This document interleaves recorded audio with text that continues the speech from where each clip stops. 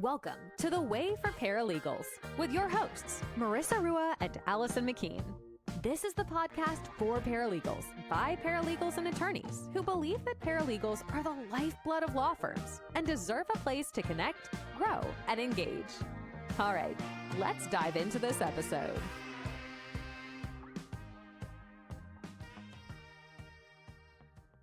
Hey, Marissa. Hey, Allison. How you doing?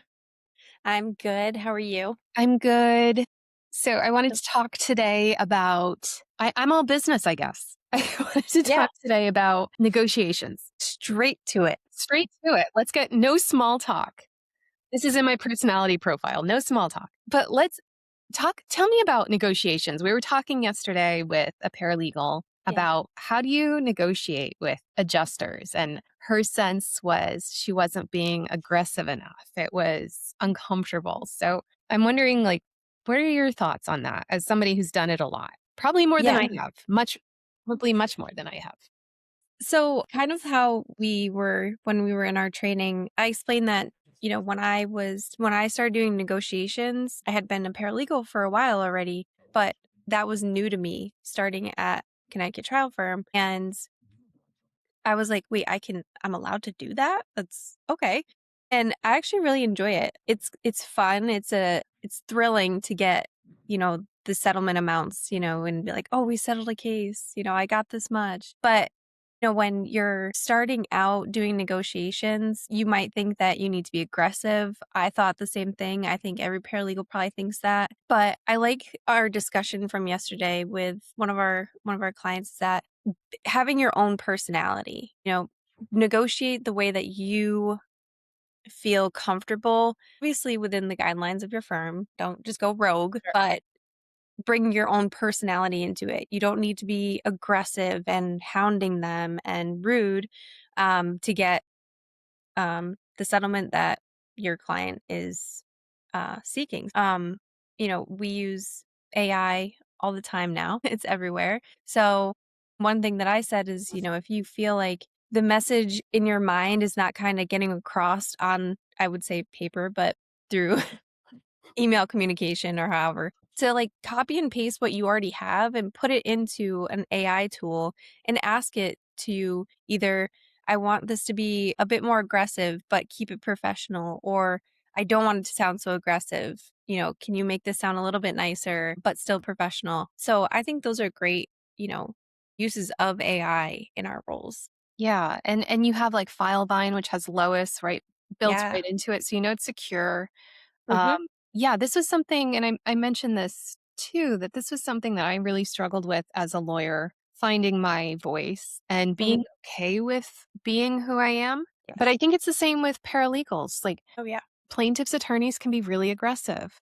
Yep. I mean, it's kind of that kind of an area of law where they can be very combative and, and not all of us are comfortable with that. Yeah. And so, if you feel like you have to assume that personality, you don't. You can get very far. No attorney has to do that. I got much further in my professional career as somebody who is collegial and more collaborative than combative. Yep, same. I got to a better result for my clients. I agree with that. I have built strong relationships with adjusters because of my understanding of what their role also is, and not, going to the extreme and trying to argue until the end of time and using all these harsh comebacks that you don't need to do. It's just at some points you do. There are times there are adjusters that are just unreasonable, but at those points, it's best to analyze and think, okay, this is kind of going the wrong way. I should probably pull the attorney in to have the final say and see if they can do anything and make those legal calls that we're not going to on their behalf. So I've built great relationships with adjusters, just being cordial and understanding what they do is also important. They're doing it for a reason, just like we are trying to help our clients. So, just be yourself. It's usually not personal. Yeah. Nobody should make it personal. No. It's just business. Exactly. Having to navigate that new role absolutely as somebody who negotiates is difficult. And start slow, take your time, kind of, if there is the capability to refer back to previous emails that the attorney maybe did negotiating with an adjuster, kind of learn from those techniques. It sounds a lot more complicated than it really is. And like adjusters, they won't ask like, oh, I need to speak with the attorney about this. If they're just giving an offer number for your case, they don't need to speak with the attorney about it, because we can relay that information to the attorney and say, hey, is this good? Or this is where I'm at. Do you think we should go further? Or what are the next steps? We don't make the final call unless that's all we can get from the policy. If it's, for example, yesterday, like we had a case that settled for the policy limits, I know that I cannot negotiate any further. So that's done deal. And we move on. But there are some cases where they may have to go to litigation because there's not enough coverage from both parties to cover the expenses. And at that point, I think it's hopefully, if you're starting out doing this, you're not going to get a caseload full of those type of files, but it can happen. And hopefully you get to start slow and kind of understand the process to see how things progress.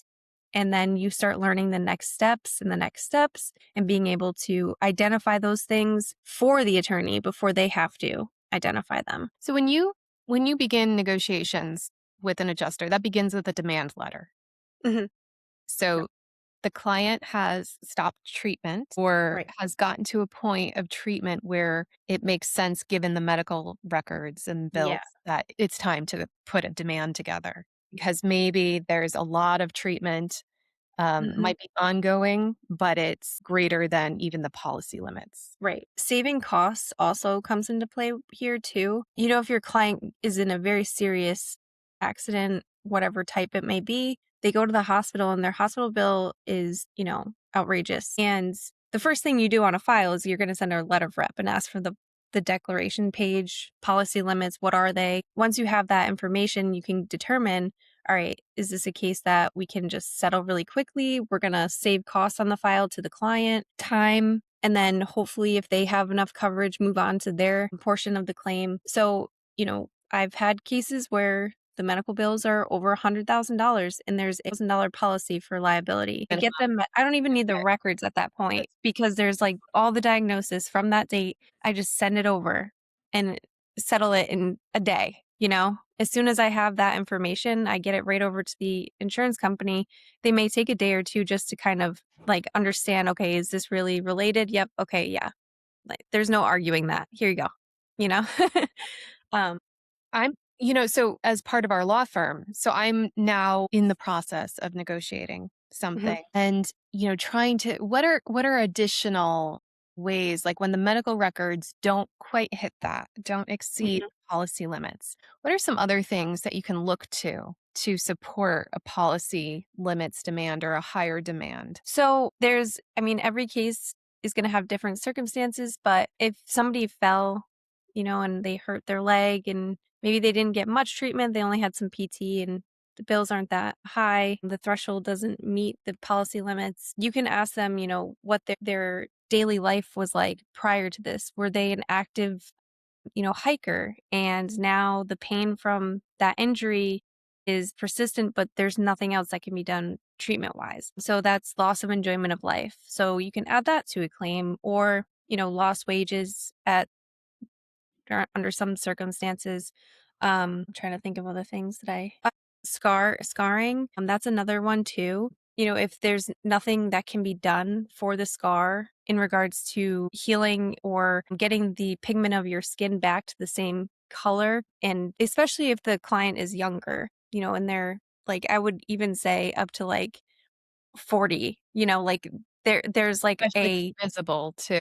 Yeah, exactly. And you don't know what they do for work. They could be a model for all you know. Like that is going to ruin their career then, hopefully not. But it's something those that they type of have to look things, at every time yep, they look in the mirror. I mean, yeah, especially if it's facial scarring, that's right. So you can get a future medical cost for that. Sometimes scarring is very painful for people. It's not just visible, but it also has a different type of pain that cannot be treated. as frequently. They may need Botox later on in the future to kind of ease the pain a little bit. There's so many things. One of my favorite parts of working on a case is finding those details, whether that's something that happened at the scene and it wasn't documented in the police report, but I find it on the body cam footage. Like, those things excite me.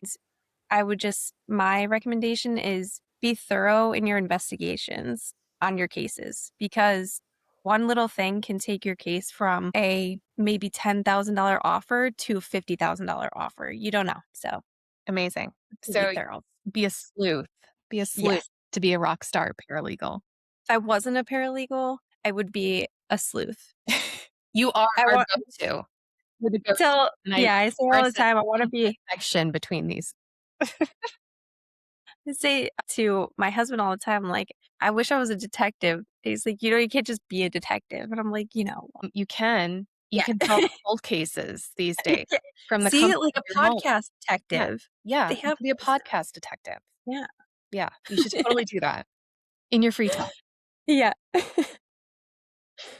All right. Anything else today, Marisa? I would just say, be confident. That's probably the thing that's going to stop you the most is your confidence level. But that was the case yesterday with one of our clients. And Allison and I, we were sitting with her. We're like, well, let's see what you've been doing. Let's see your communications.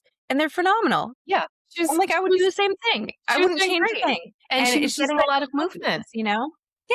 Yeah. Yeah. So So be confident onward. and trust your instincts. And if you get good results, then you shouldn't have to change anything. Yeah. Awesome. Yeah. Thanks, Marisa. Thank you. Bye. Thanks for listening to this episode of The Way for Paralegals. If you like what you heard, please follow, rate, and review the show. Until next time, keep being all that.